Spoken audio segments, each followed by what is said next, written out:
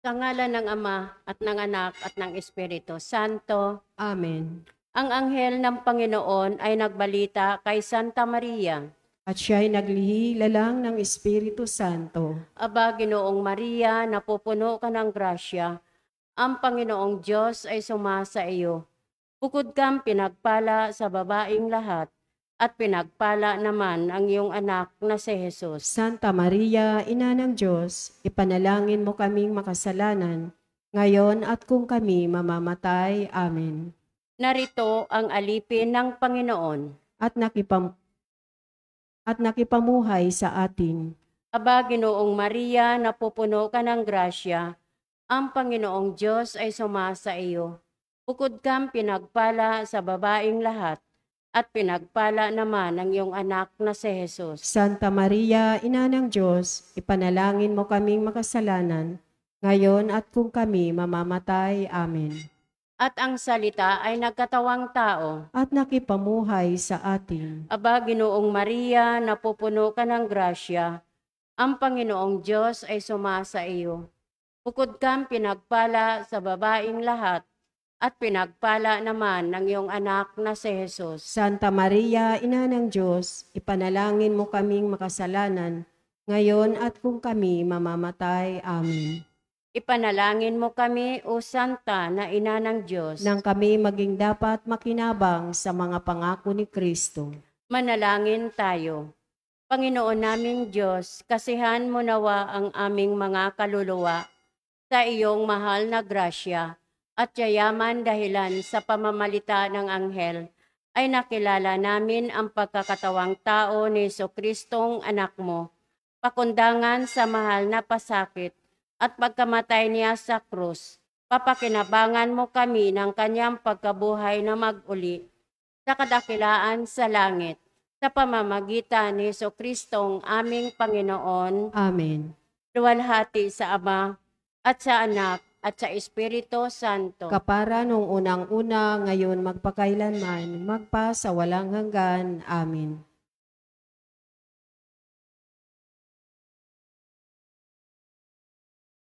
At ang mamumuno po sa ating banal na pagdiriwang ngayon ay ang ating Kora Paroko, Reverend Father Douglas D. Badong.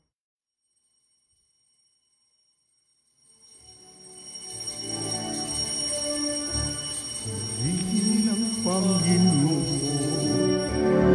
umawit ng kagalakan at tugtugin ang gitara at ang kaaya-ayang lira. Ipan ninyo ang trumpeta, kaya Panginoon'y dinggin ang landas niya'y tahakin. Habang buhay ay urihin at handang ng loob niya sa atin. Rihin ng Panginoon, umawit ng kagalakan at tugtugin ang gitara at ang kaaya-ayang lira. Paninyo ang trumpeta, ipan ng trumpeta.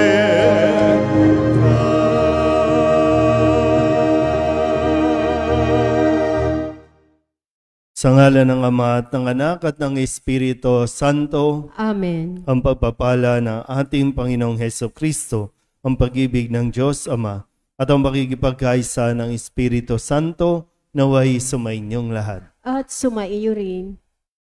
Mga kapatid, tinipon tayo bilang mga kaanib na angkan ng Diyos, kaya dumulog tayo sa maawaing Panginoong napapatawad ng lubos. Sinugong tagapagpagaling sa mga nagsisisi, Panginoon, kaawaan mo kami. Panginoon, kaawaan mo kami.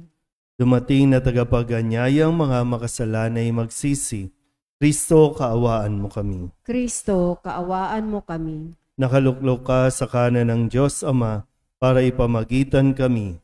Panginoon, kaawaan mo kami. Panginoon, kaawaan mo kami. Kaawaan tayo ng makapangyarihang Diyos, patawarin tayo sa ating mga kasalanan at patnubayan tayo sa buhay na walang hanggan. Amen.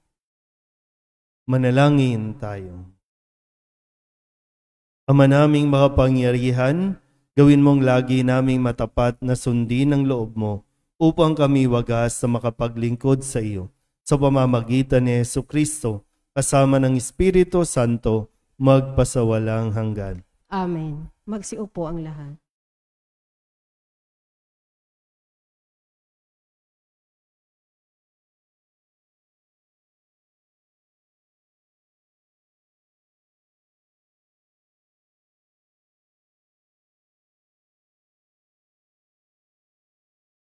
Pagbasa mula sa sulat ni Apostol San Pablo sa mga taga-Roma. Mga kapatid, hindi nag-aalinlangan si Abraham sa pangako ng Diyos, kundi lalo siyang tumibay sa pananalig at pinuri niya ang Diyos. Lubos siyang nanalig na matupad ng Diyos ang kanyang pangako. Kaya't dahil sa kanyang pananalig, siya'y pinawalang sala. Ngunit ang salitang pinawalang sala ay hindi lamang para sa kanya, kundi para rin sa atin. Tayo'y pinawalang sala dahil sa ating pananalig sa Diyos na muling bumuhay kay Hesus na Panginoon natin. Ipinapatay siya dahil sa ating mga kasalanan at muling binuhay upang tayo'y mapawalang sala. Ang salita ng Diyos. Salamat sa Diyos. Salmong tugunan ang ating pong itutugon. Poong Diyos ay purihin, nilingap niya ang Israel. Tayo pong lahat. Poong Diyos ay purihin, nilingap niya ang Israel. Nagpadala ang Diyos sa atin ng isang makapangyarihan tagapagligtas mula sa lipi ni David na kanyang lingkod. Ipinangako siya sa pamamagitan ng kanyang mga banal na propeta noong una. Tugon, Poong Diyos ay purihin, nilingap niya ang Israel. na ililigtas niya tayo sa ating mga kaaway at sa kamay ng lahat ng napupuot sa atin. Ipinangako din niya na kahahabagan ang ating mga magulang at alalahanin ang kanyang banal na tipan. Tugon, Poong Diyos ay purihin, nilingap niya ang Israel. yan ang sumpang pinitiwan niya sa ating amang si Abraham, na ililigtas tayo sa ating mga kaaway, upang walang takot na makasamba sa Kanya, at maging banal at matuwid sa Kanyang paningin, habang tayo'y nabubuhay. Tugon, Poong Diyos ay purihin, nilingap niya ang Israel. Tumayo po ang lahat.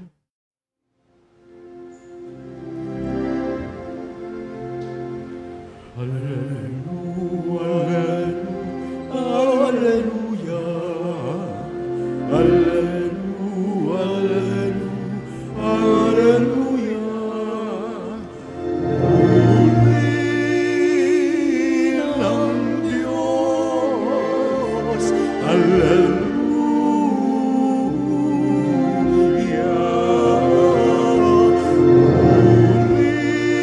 Purihin ang Diyos,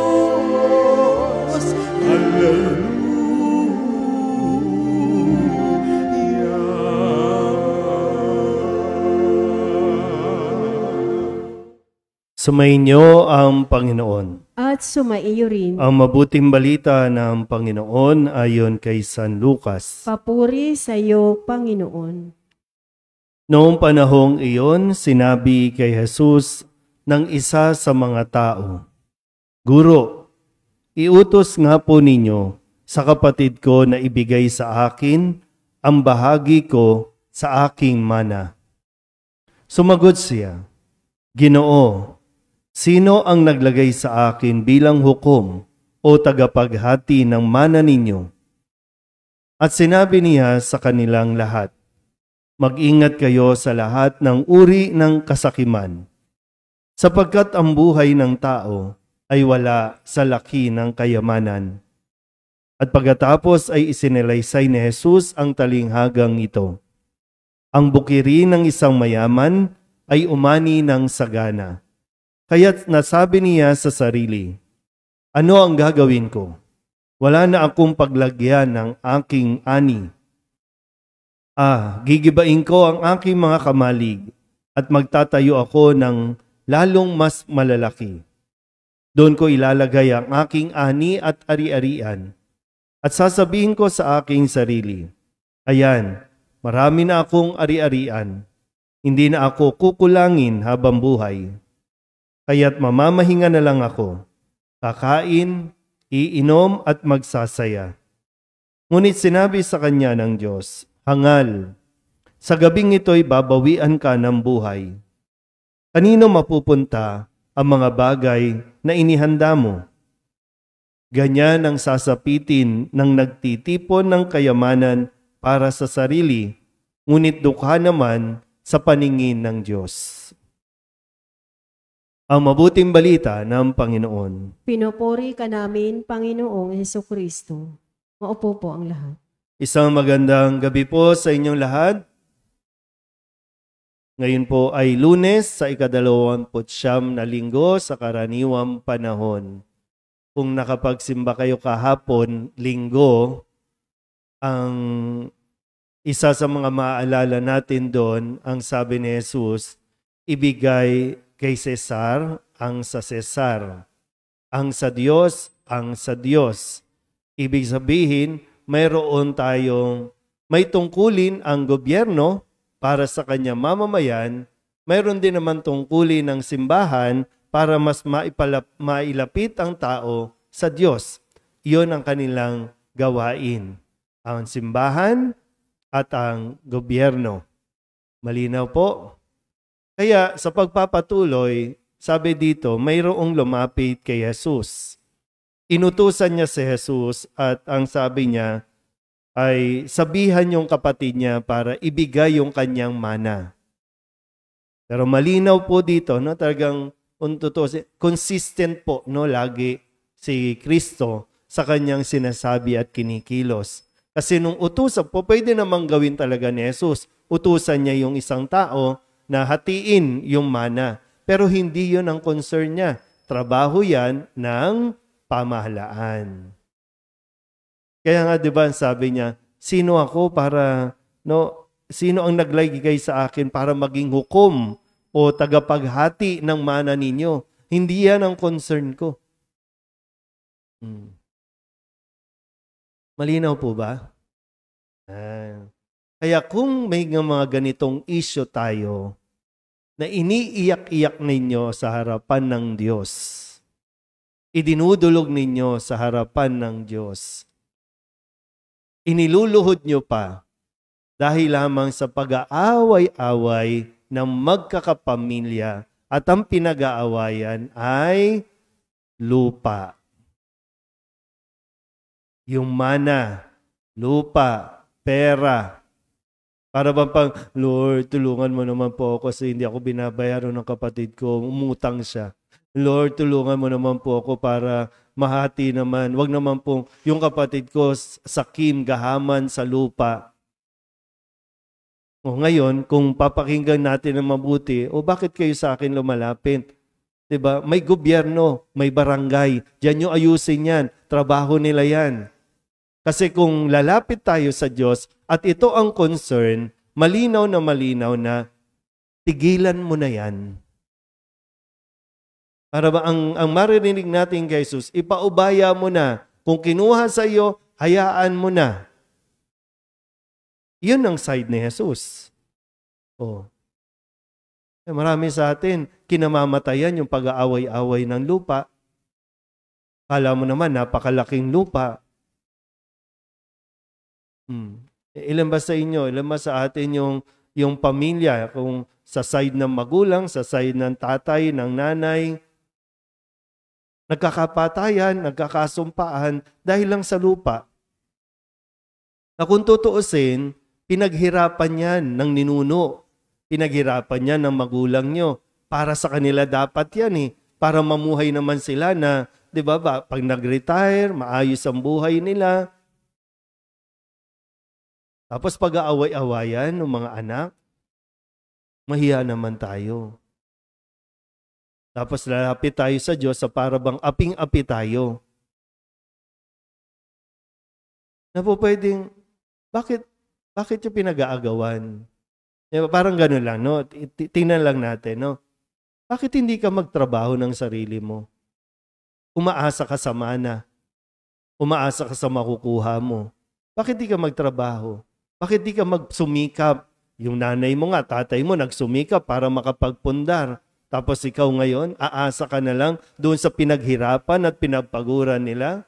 Well, maganda sana kung naturuan kasi yung mga anak na paano mag-share, paano magbigay, paano magpaubaya. Minsan nakapabayaan na rin, pinamuhay sa layaw na hindi nagsumikap, di nagpagod, di nagtrabaho. O kaya natatakot, paano tayo ngayon? Ito na lang ang pag-asa natin, yung pera na iniwan ng magulang.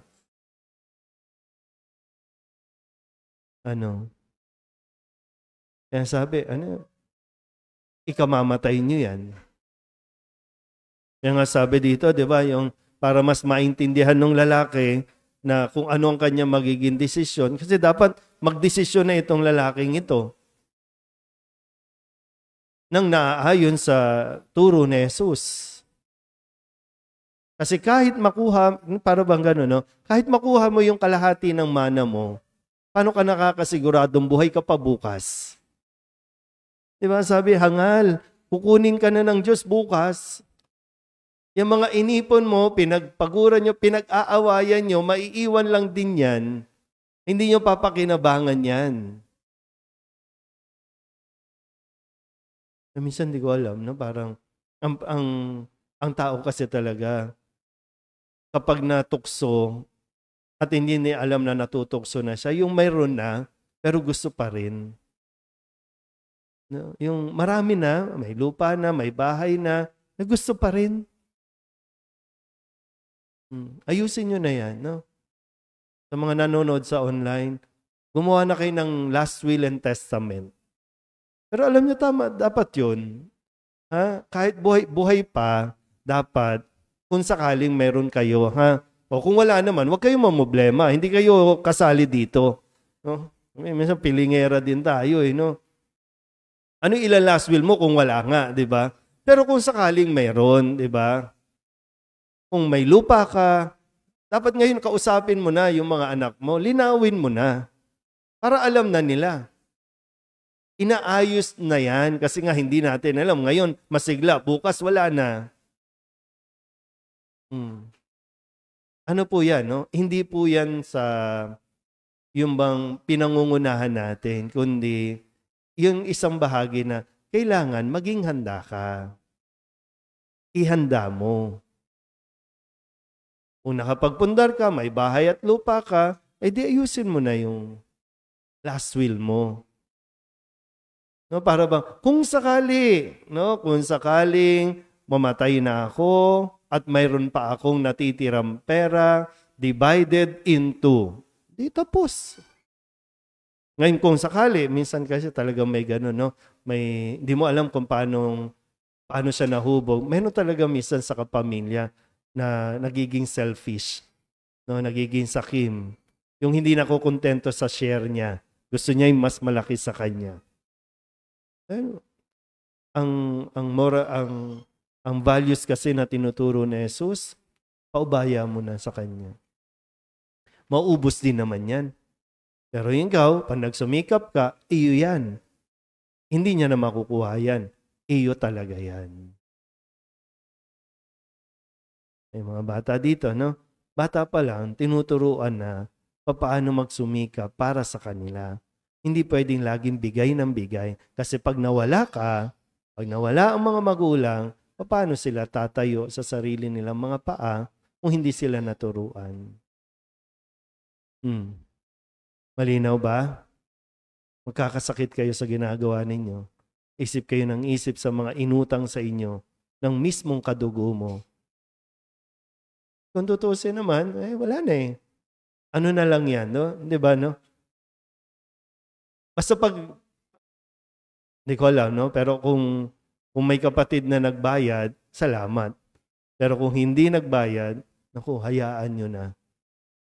Huwag niyo ipagpapalit yung relasyon ninyo dahil lang sa hindi nagbayad. Dahil lamang sa pakiramdam mo, nakakalungkot din kasi marinig na hindi lang nagbayad, sasabihan nyo na sakim, gahaman, tapos paparinig nyo sa mga pamangkin, sa mga anak, hindi maganda. Ulitin ko, no? Kung yan ang concern natin ngayon, na idinudulog sa Diyos, deadma yan. Kaya dapat alam mo na kung ano ang dapat gawin at kung ano ang desisyon ni Jesus sa ganyang usapin. Amen?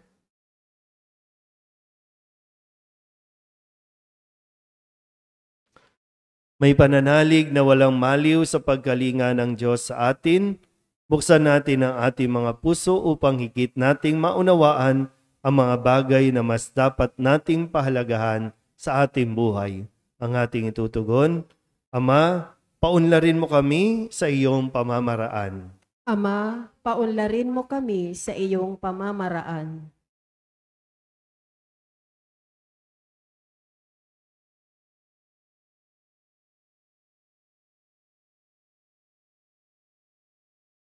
Ang Santo Papa, mga obispo, mga pare at mga relihiyoso, naway patuloy na ipadama ang presensya ni Kristo sa buong daigdig sa pamamagitan ng simpleng pamumuhay. Manalangin tayo sa Panginoon. Ama, paunlarin mo kami sa iyong pamamaraan. Ang katarungan at pagkakapantay-pantay naway maisulong sa pamamagitan ng mga pagbabagong politikal, panlipunan at pangkabuhayan. Manalangin tayo sa Panginoon. Ama, paunlarin mo kami sa iyong pamamaraan. Tayo naway maging sensitibo sa mga hindi nakaaangat sa buhay at matuto tayong magbahagi ng ating yaman sa mga dukha. Manalangin tayo sa Panginoon. Ama, paunlarin mo kami sa iyong pamamaraan. Ang mga may sakit at mga nagdurusa, naway makadama ng kayamanan ng presensya ng Diyos sa kanilang buhay. Manalangin tayo sa Panginoon. Ama, paunlarin mo kami sa iyong pamamaraan. Ang mga yumao, naway biyayaan ng awa ng Panginoon, ng liwanag, kapayapaan, at kapahingahang walang hanggan. Manalangin tayo sa Panginoon. Ama, paunlarin mo kami sa iyong pamamaraan. Dulog din natin sa Panginoon ang ating mga personal na kahilingan at mga panalangin para sa ating mga pamilya, para sa lahat ng mga kahilingan ng mga nanonood sa online, ganoon din para sa ikatatahimik at kapayapaan sa mga bansa na naglalaban-laban, nagigera sa panahong ito, kaligtasan para sa lahat ng mga tao. Ganon din ang lahat ng mga misang pasasalamat, espesyal na intensyon, mga kaluluwa na inihiling na ipagdasal sa misang ito. Ang lahat ng ito inihiling namin sa ngalan ni Kristo, aming Panginoon. Amen. Maupo po ang lahat.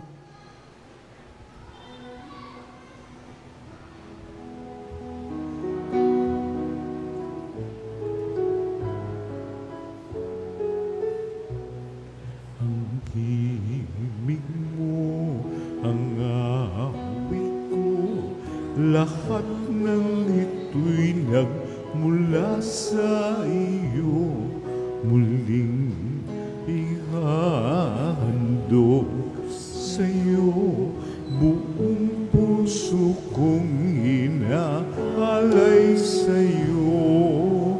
O Diyos, o Panginoon, lahat ay biyayang aming inampon, aming buhay at kakayahan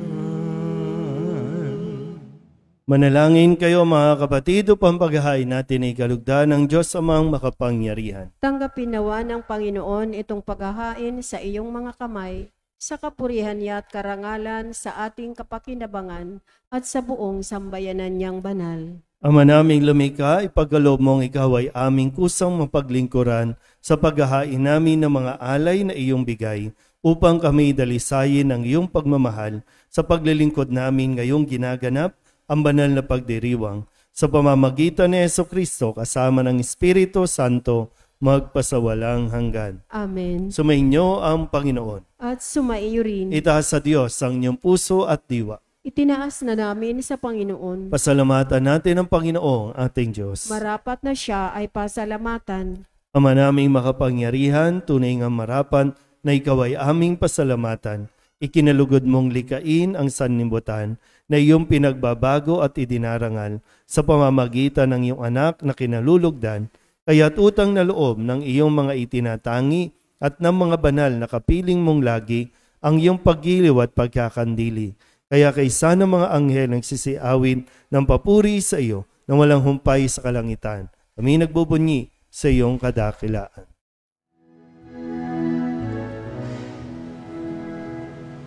Santo, Santo, Santo, Panginoong Diyos na makapangyarihan, na puno ang langit at lupa ng kaluwalhatian mo. Sana sa kaitaasan, pinagpala ang naparirito sa ngalan ng Panginoon. Sana sa kaitaasan. Ama naming banal, ikaw ang bukal ng tanang kabanalan. Kaya't sa pamamagitan ng iyong Espiritu, gawin mong banal ang kaloob na ito upang para sa aming maging katawan at dugo ng aming Panginoong Jesucristo.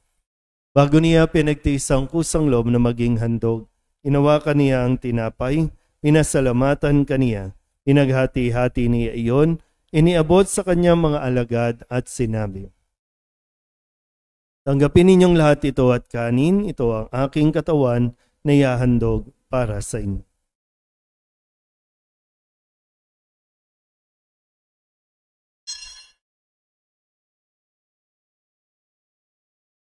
Gayun din naman, nung matapos ang hapunan, hinawakan niya ang kalis, muli kaniyang pinasalamatan.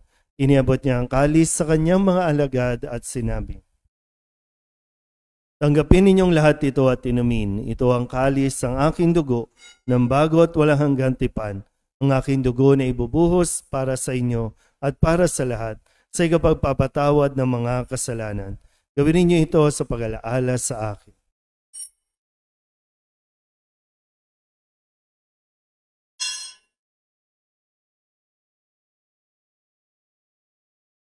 Ipagbunyi natin ang misteryo ng pananampalataya. Si Kristo'y namatay, si Kristo'y nabuhay, si Kristo'y babalik sa wakas ng panahon.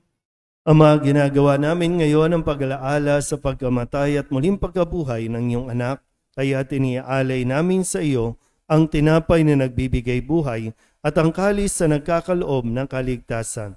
Kami napapasalamat dahil kami iyong minarapan na tumayo sa harap mo para maglingkod sa iyo. Isinasamo namin kami magsasalo-salo sa katawan at dugo ni Kristo ay mabuklod sa pagkakaisa sa pamamagitan ng Espiritu Santo. Ama, lingapin mo ang iyong simbahang laganap sa buong daigdig. Puspusin mo kami sa pag-ibig kay San Francisco na aming Papa at ni Jose na aming Obispo at ng Tanang Kaparian. Alalahanin mo rin ang mga kapatid namin na himlay na may pag-asang sila'y muling mabubuhay, gayon din ang lahat ng mga pumanaw. Tawaan mo sila at patuloyin sa iyong kaliwanagan. Tawaan mo at pagindapating kaming lahat na makasalo sa iyong buhay na walang wakas. Kaysa ng mahal na Birhen Maria na ina ng Diyos, ng kabiyak ng puso niyang sa San Jose, kaysa ng mga apostol at ng lahat ng mga banal na namuhay dito sa daigdig ng kalugod-lugod sa iyo, may pagdiwang nawa namin ang papupuri sa kararangal mo sa pamamagitan ng iyong anak na aming Panginoong Jesucristo. Sa pamamagitan ni Kristo, kasama niya at sa Kanya, ang lahat ng parangal at papuri ay sa iyo, Diyos Amang makapangyarihan, kasama ng Espiritu Santo, magpasawalang hanggan. Amen. Amen.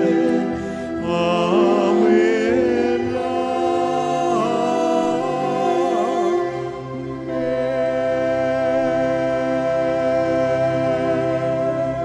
Sa tagubili ng mga nakagagaling na utos at turo ni Jesus sa Panginoon natin at Diyos, ipahayag natin ang lakas loob.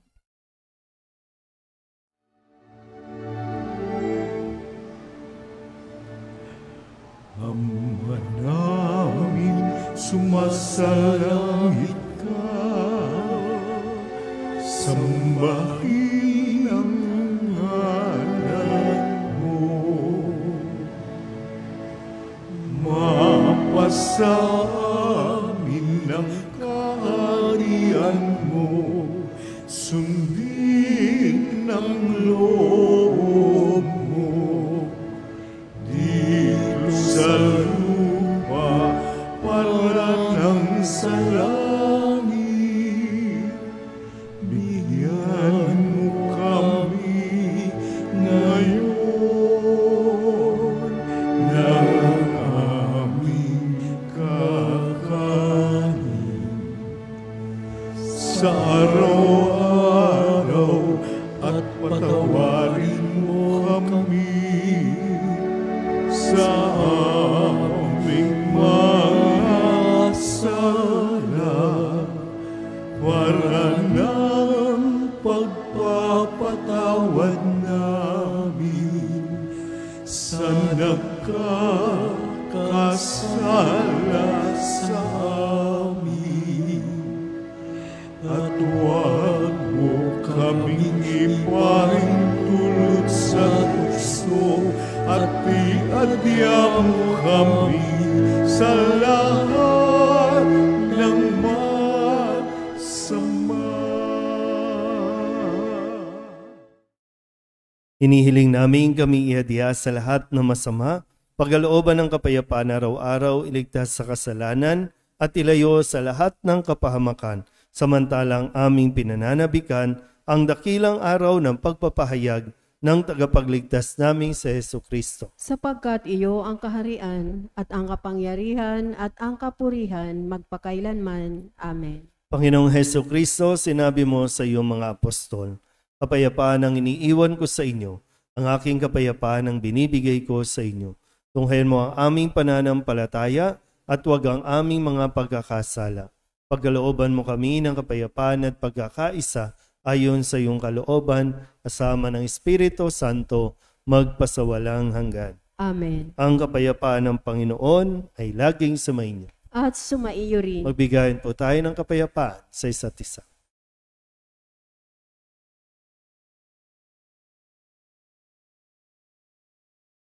Kordero ng Diyos na nag-aalis ng mga kasalanan ng sanlibutan, maawa ka sa amin. Kordero ng Diyos na nag-aalis ng mga kasalanan ng sanlibutan, maawa ka sa amin. Kordero ng Diyos na nag-aalis ng mga kasalanan ng sanlibutan, ipagkaloob mo sa amin ang kapayapaan. Lumuhod po ang lahat.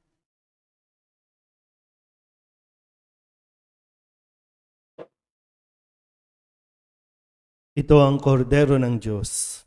Ito ang nag-aalis ng kasalanan ng sanlibutan. Mapalad ang mga inanyayahan sa kanyang piging. Panginoon, hindi ako karapat-dapat na magpatuloy sa iyo, ngunit sa isang salita mo lamang ay gagaling na ako. Katawan ni Kristo. Amen. Di ba, Jesus ko, ikaw ang buhay ng kaluluwa at katawan. Walang katulad na kaligayahan ang sa puso'y nararamdaman.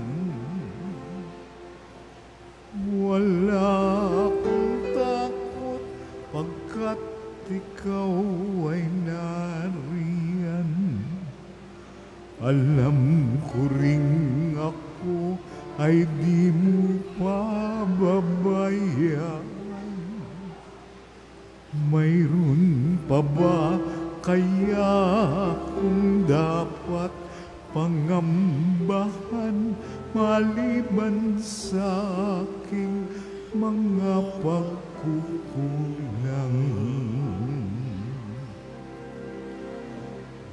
Diba, Jesus ko, ikaw ang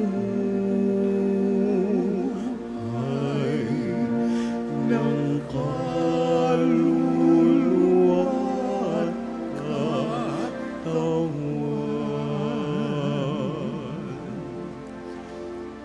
Walang katulad na kaligayahan ang sa puso'y nararamdaman.